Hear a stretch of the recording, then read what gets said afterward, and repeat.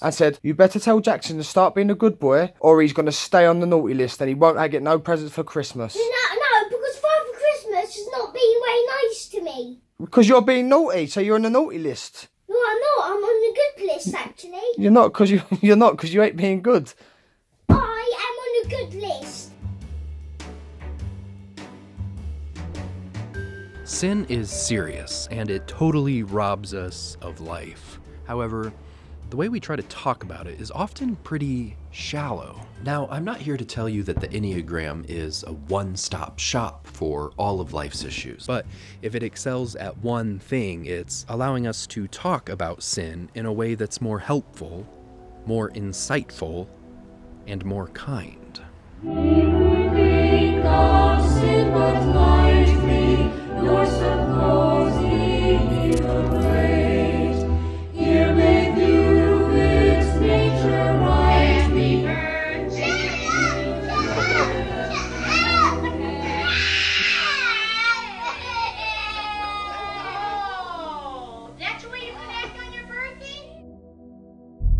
In the Bible, James asks, what is the source of problems and conflicts among you?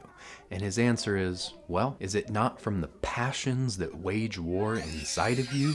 You want things that you don't have. And if you're familiar with the Enneagram, you know that it gives us 9 categories of core motivations that drive our behavior. And it's interesting to think of these as 9 things that we tend to want that, because we live in an imperfect world, we can't ever actually have. There's the desire to be needed, the desire to be admired, the desire to be unique and to be known deeply. I did that with a little flourish of violins there just for the 4s. Then there's the desire to be competent, the desire to be secure, the desire to be satisfied, the desire to be in control. Good luck with that one. The desire to be at peace. And I'm actually going to leave the last one out here to leave you with the feeling of wanting something that you can't have.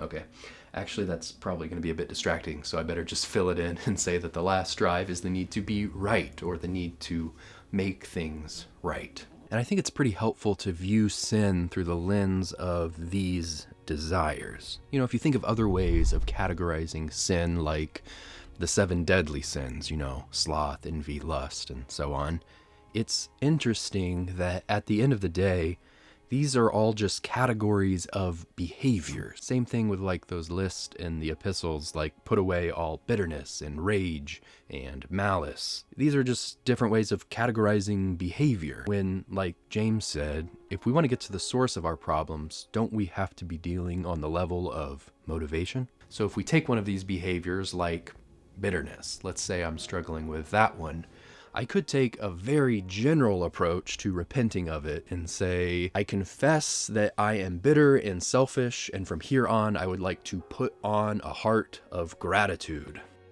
But have I actually repented of anything yet? What's actually going to change in my life? Am I just going to suddenly have a magical, positive outlook towards everyone in my life now? I think if anything's going to change, it has to be the cycle of motivation that has been leading me to be bitter in the first place. So maybe I'm attached to the need to be perfect, and so I get bitter that other people don't care or aren't living up to my expectations, because I believe this lie that my safety and well-being is attached to my ability to discern what is right. That's a very different thing to repent of than saying, I'm in the grip of the desire to be satisfied. And so I get bitter when other people try to box me in and limit my options in life because I'm afraid of being trapped or deprived. In all of these instances, I don't really know what it means to repent of bitterness without acknowledging where that bitterness is actually coming from. You recently graduated from seminary in the last few years, and now you're into your first pastorate, is that right? That's right. So is it pretty busy? It's been full of ministry and great opportunities to serve the body of the Lord. Mm-hmm. That's great. So this is actual footage from a Christian counseling session, and the reason I'm comfortable sharing it is that it was already posted publicly. I think it was supposed to be an example of like a positive, successful case study, but I think looking back, they may be able to recognize that it's actually advertising a real lack of insight in its approach to sin. So this is Joe, and he's brought his wife Julie to counseling because she's been struggling with anger and depression. All right, then you also put apathy. Yeah, I feel like I've lost interest in life. It's kind of like on a practical level, why do the dishes? They're just going to be there again, you know? Mm-hmm. But under the surface, I think you might be able to detect that Joe seems to be struggling with some pretty major issues of his own. But he's learned how to kind of code them in very biblical sounding language. Well, I have expectations of her, and she seems to always fail in meeting those expectations as far as being the pastor's wife that I think she should be in the local church where we're serving.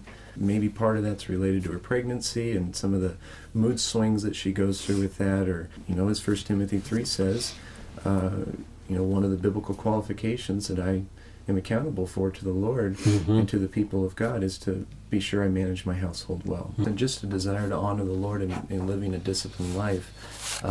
I pretty much schedule my day down to every half an hour, and this is a serious concern to me, how she's living her life. Undisciplined, just oversleeping, anger, and even just a kind of loathsome somberness that is just hard to understand when just read the Psalms and you can be so encouraged.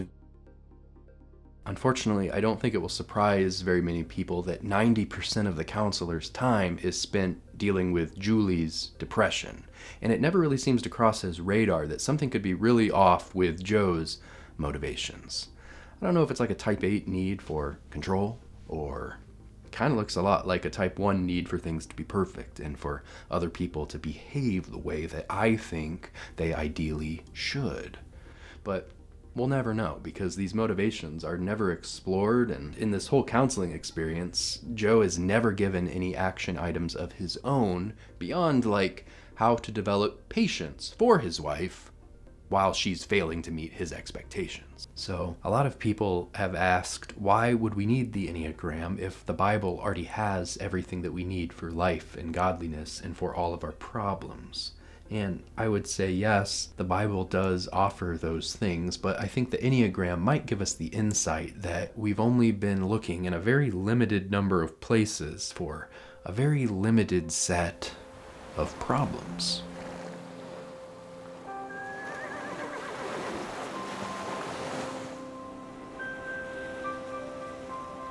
I think the people who might be most negatively affected by our shallow approaches to sin are children.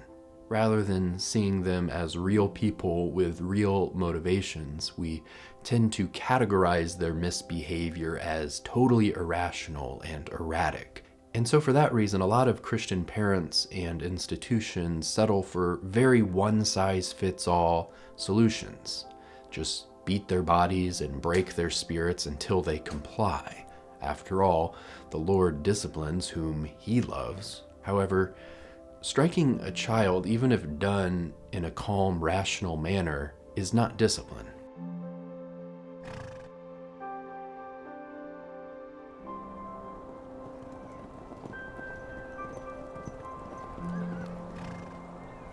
The south of France is home to horse whisperer Jean-Francois Pignon. Fluent in the subtle body language of horses, he has no need for reins or a bridle. He simply requests the horse's cooperation, and the horse obliges.